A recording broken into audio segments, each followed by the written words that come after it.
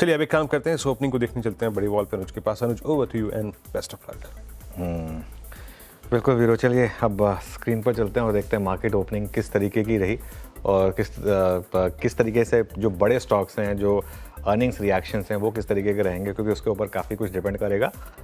और फ्राइडे भी है तो थोड़ा सा जो भी है एंजॉय करिए, लंबा वीकेंड बनाना तो भी कर लीजिए। निफ्टी करीब 35 पॉइंट नीचे, अब 60 पॉइंट नीचे, थोड़ा स्टेबल हो रहा है 23,250 के आसपास। निफ्टी बैंक करीब 300 पॉइंट नीचे और निफ्टी आईटी 2% नीचे इस समय ट्रेड करेगा। मिड कैप इंडेक्स 0.28% नीचे, स्मॉल कैप इंडेक्स 0.36% नीचे, एडवांस डिक्लाइन 900 बढ़ने वाले शेयर, 700 गिरने वाले शेयर। एक एक करके 4 बिग स्टॉक रख देते हैं, उसके बाद मैं बाकी चीज़ों पर आऊँगा। रिलायंस, इन्फोसिस, एक्सिस बैंक और हैवेल्स। रिलायंस 3% ऊपर शुरुआत कर रहा है, उतना बड़ा गैप अप नहीं जितना प्री ओपन बता रहा था। इन्फोसिस 4.5% नीचे, उतना बड़ा गैप डाउन है जितना एडीआर बता रहा था। एक्सिस बैंक 0.3% के करीब नीचे, देखते हैं ये कहाँ तक जाता है। और हैवेल्स दिखा दीजिए एक बार जरा, ये देखिए, ये मैं कह रहा था लोगों को कि हैवेल्स के केस में उल्टा हो सकता है मामला, 2% एक्चुअली ऊपर खुल रहा है हैवेल्स। चलिए अब आ जाइए जरा सेक्टोरल हीट मैप पर, देखते हैं कि किस तरीके के मूव्स रहे यहाँ पर। इसमें ऑयल एंड गैस ग्रीन में है, उसमें रिलायंस का इंपैक्ट है ऑब्वियसली। उसके अलावा थोड़ा सा मेटल्स में डालिए, बाकी सब सेक्टर्स रेड में है। सबसे ज़्यादा तो निफ्टी आईटी रेड में है ऑब्वियसली, 2.5% नीचे। जब सेक्टर का सबसे बड़ा बेलवेदर इस तरीके के नंबर्स, इस तरीके के रिएक्शन देगा तो ये लाजमी है।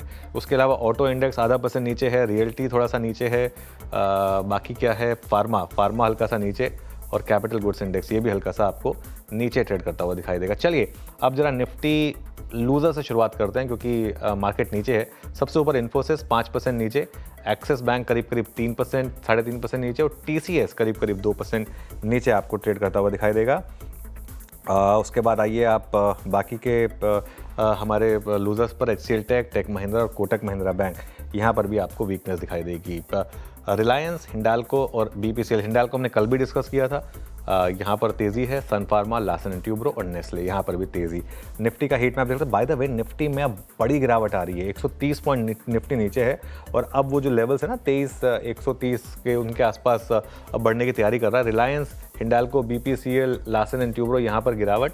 इन्फोसिस, एक्सिस बैंक, टीसीएस और एचसीएल टेक, सॉरी वहाँ पर बढ़ा तो यहाँ पर गिरावट। क्लियरली इन्फोसिस मार्केट को अच्छा खासा ट्रैक करता है, और इन्फोसिस अकेला नहीं है, पूरा का पूरा आईटी सेक्टर जो है ना, यहाँ पर वीकनेस काफ़ी बढ़ रही है। और मुझे लग रहा है कि स्पेशली जो मिड कैप आईटी में काफ़ी स्ट्रॉन्ग स्टॉक्स रहे हैं ना, जिस पर हमने एक बार कहा भी था कि थोड़ा केयरफुल हो जाइए वहाँ पर। एक मैं दिखाता हूँ आपको 1-2 स्टॉक्स, एक बार कोफोज देखिए आप जरा, और उसके अलावा चलिए खैर कुछ देर में देखेंगे। हाँ ये देखिए 1% नीचे, 100 रुपये नीचे, ऐसे स्टॉक्स थोड़े से मुझे लग रहा है कि वीकनेस के कैंडिडेट्स बनेंगे। चलिए बिग स्टॉक्स और स्पॉटलाइट वाले शेयर्स देखते हैं, अर्निंग्स इंपैक्ट देखते हैं, फिर वीरू के पास चलेंगे। बिग स्टॉक्स में टाटा केमिकल्स लिया था 2% ऊपर, हैवेल्स 3% ऊपर है। देखिए हैवेल्स जिसने शॉर्ट किया उसका सोचिए क्या हाल होगा। इंडस टावर 1% ऊपर, एसबीआई कार्ड हालांकि थोड़ा नीचे खुला, और एलटीआई माइंडट्री अभी के लिए नीचे खुला है 2% के करीब। स्पॉटलाइट वाले शेयर्स देखते हैं दोनों के दोनों, यहाँ पर किस तरीके के मूव्स आ रहे हैं। चोला करीब 1% नीचे, और रैमको सीमेंट एकदम फ्लैट खुला है, लेकिन मार्केट काफ़ी वीक हो रहा है अब। और एक बार रिजल्ट इंपैक्ट और देख लेते हैं इसमें। खैर ये बड़े वाले तो हमने डिस्कस कर ही लिए हैं, नेक्स्ट सेट पे आ जाते हैं। ये सारे हमारे बिग स्टॉक्स या उसमें चलिए इंक्लूड हो चुके हैं। चलिए वीरू के पास चलते हैं और आज के एफएनओ सेटअप को समझते हैं। वीरू वीकनेस तो काफ़ी है वैसे इस समय लार्ज कैप में, और मिड कैप में क्या सीन है इस समय एफएनओ स्टॉक्स में? बिल्कुल अनुज, मिड कैप में बहुत सारे स्क्रिप्ट्स हैं जो कि इस वक्त बैकफुट पे आके ट्रेड कर रही हैं। लुक एट वरुण बेवरेजेस, यहाँ से शुरुआत करता हूँ वीकनेस। और वरुण बेवरेजेस का मैंने खुलते जिक्र इसलिए किया क्योंकि वरुण बेवरेजेस जो है वो इस वक्त अपनी ऑलमोस्ट मिड अक्टूबर से लेकर अब तक के सबसे लोवेस्ट ट्रैजेक्टरी पे आके ट्रेड करता हुआ यहाँ पे नुकसान है। उसके बाद आप देखिएगा आईडीएफसी फर्स्ट बैंक, ये स्टॉक भी इस दौर की लोवेस्ट क्लस्टरी पर। श्रीराम फाइनेंस इस वक्त कोलैप्स होता हुआ। ऑटो में एमएनएम में वीकनेस है, और एमएनएम में एक बात मैं यहाँ पे पॉइंट आउट कर देता हूँ कि एमएनएम आज अपने 100 डे एक्सपोनेंशियल मूविंग एवरेज को वायलेट करने की तैयारी करता हुआ। यही प्राइस एग्जैक्टली 2937 इसका 100 डे में है, बहुत क्रिटिकल है ये इस स्टॉक के लिए। जाइए, लगाइए, रीड करिए, देखिएगा क्या इंपॉर्टेंस है इसकी। बाकी पिरामिड एंटरप्राइजेस है, परसिस्टेंट मिड कैप आईटी में कोलैप्स होता हुआ, और मैक्स हेल्थ केयर में पेन है, 100 डेमा ब्रीच होता हुआ। बजाज फिनसर्व और इंडसइंड बैंक बैंकिंग बैकफुट पे है, बट उससे ज़्यादा पेन में है इस वक्त निफ्टी आईटी, करीब 950 अंक नीचे। स्ट्रेंथ कहाँ पे है? टाटा केमिकल प्री ओपन में शायद थोड़ा सा सुबुगाहट दिखा रहा था, लेकिन याद रखिएगा खुला ठीक ठाक, बट कोलैप्स हो गया, खुलते ही कोलैप्स हो गया और बैकफुट पे आ गया।